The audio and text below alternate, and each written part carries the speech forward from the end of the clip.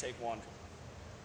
So Bob, what are you doing now at McCormick Place? What's going on? Well, I went back to the jurisdiction that I was in before I became an officer and an employee of the local, back in the trade show division, working in the freight department.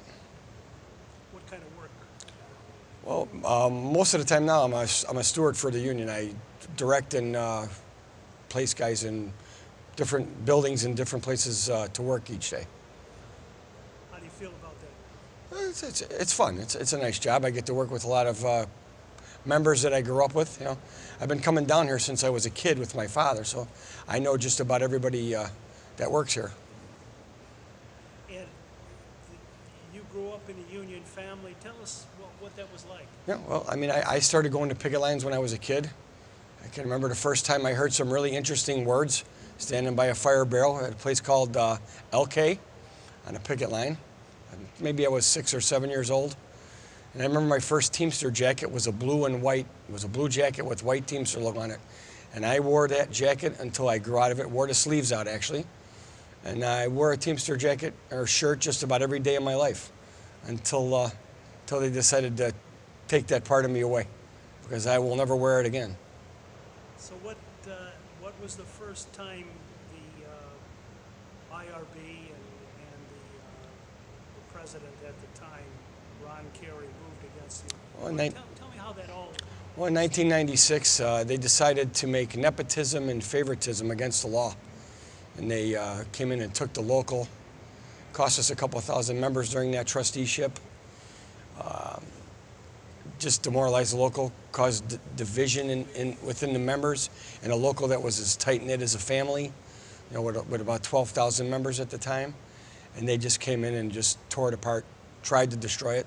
Luckily, the members stood strong, and after the trusteeship had ended, I was able to run for office and win an overwhelming majority of the member support to take the local back over. And you went into federal court here in Chicago. What was the... Yes, against lawyers' advice. They advised me not to go to court. And I told the legal counsel that we were meeting with, I said, well, if you're not going to take me to court, then I'm going to go get a different lawyer that will, because I feel we have a strong case, and the members want this local to be out of trusteeship. After 18 months, we're entitled to have an election, and I'm going to try and get that election for the members, and that's what I did. And so we'll have to retake that question because there was something really loud in the background. okay, so I can't get it right again, though. I'm going to ask you the question again. How did you? What was the story about going to the judge? Well, against legal counsel, we went to a meeting. Me and several members of the local went to a meeting with a group of lawyers, and they advised against trying to go to federal court because they felt that the deck was stacked against us. And the trusteeship had been in for 18 months. We were entitled to have an election. The members wanted us to have an election, so I went to court with those lawyers. They agreed to go with me after I said I would go someplace else, and we were able to be successful in federal court, had the election, won by an overwhelming majority, and took control of the local back to try and restore it to what it once was. And I understand that the IRB held hearings and they were trying to get somebody to testify to problems and Oh yeah, they filed some internal charges against myself and my brothers, and it was a complete joke. And after their third or fourth witness of me questioning their witnesses, John Metz, who was the trustee at the time, decided that he didn't want to bring in any more people to testify against us because my questions were more damaging to his case than our own witnesses were. And what did the judge have to say without quoting him directly? What was the gist of the judge? Well, the judge felt that the local should be taken, follow the law, give us our election, give the members their rights. How could the IRB object to an election, right? Because the IRB basically didn't want us, they were afraid that we were going to take control back of the local. They did not want me to run for office. And in subsequent years, you kept getting stronger in terms of... Yeah, we had several elections that we won without opposition.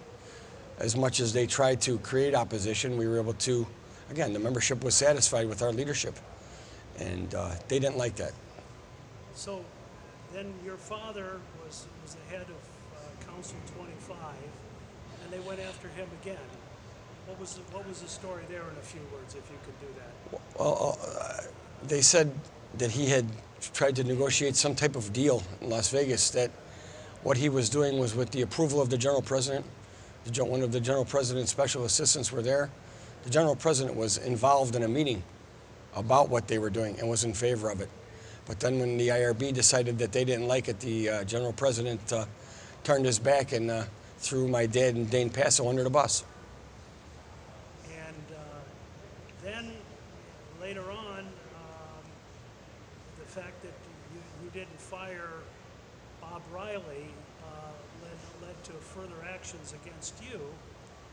What was going on there? Well, we were in the middle of an organizing campaign for 1,650 Cook County employees, and Bob Riley was a very effective organizer, very good at what he did. People loved him, and I hired Bob Riley back to help with organizing as organizing director. And he was talking to my father on the phone, unbeknownst to me. And when I was asked about that, I said, well, you filed charges against him. You're the IRB. Well, why did I have to act? You were acting. You had charges filed against him. You were in the process of doing what you're going to do. I didn't think there was anything wrong with it. He's godfather to one of my brothers. I have known him since I was an infant. I called him Uncle Bob until the time he came to work for me when I was in my 40s. So he was like a relative to me. And a guy like Bob Riley, I thought they were supposed to get mobsters. Yeah, here's a man who fostered, I don't know, some 12 or 13 children over the years. The most charitable person I ever met in my life, involved with every charity you could imagine. He would give his last dollar to charity before he'd spend it on himself. And this is the kind of people that the IRB is coming after. It's ridiculous. And you were, in the end, what exactly was the punishment they meted out for you for not firing your father's best friend? Well, initially I went to a hearing, and the International suspended me for 6 months. And when the suspension was over, 3 days before my suspension for 6 months was over, returning office, they then again trusteed the local, saying that the people that were in charge while I was gone were not cooperating. I don't understand. Nobody understood. I mean, they took the local. I was due to come back. They trusteed the local 3 days before because they were not cooperating with what the IBT or the IRB were wanting them to do, and they did everything that they were asked of them. They turned over health and welfare funds to them. They transferred members to where they wanted them to transfer. They did everything that they were asked to do. The bottom line, it was political, that I was not coming back. Hogan was not coming back to Local 714 again. The IRB was going to make sure of that, and that's why the local was trusteed. And how did that make you feel? That about did it for me. The Teamster logo that I wore every day of my life since I was a kid, I took a box or a couple bags of Teamster shirts and hats and jackets and gave it to charity, because I no longer had the same feeling for the union that I grew up loving. And Local 714 at that time was a dynamic local. Thriving. We were growing. We were organizing. We were up to almost 15,000 members, and they took and tore it apart. A local that was financially sound, operating within its budget, organizing, growing. They took it and they tore it apart. They eliminated Local 714 completely, because they don't ever want to hear that number again. Because every time someone said Local 714, they said, that's the Hogans. And they didn't want to hear that anymore. I think that about does it. I don't know what else I would ask. You got a lot of good stuff. The only other question would be about being able to talk to me. Oh yeah, we're gonna say, hey, so do they let you speak to your dad? Well, fortunately, yeah. The three Teamster members that my father can talk to are me and my two brothers.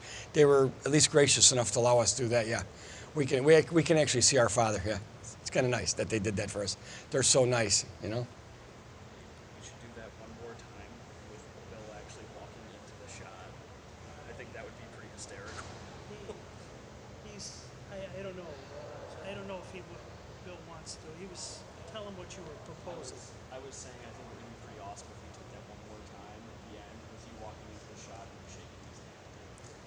No, that could be bad because it ties into union business and that they'll go after. Okay. Sounds Thanks, Bob. Good? Thanks. That was good. My pleasure. I did all right. Did I do okay?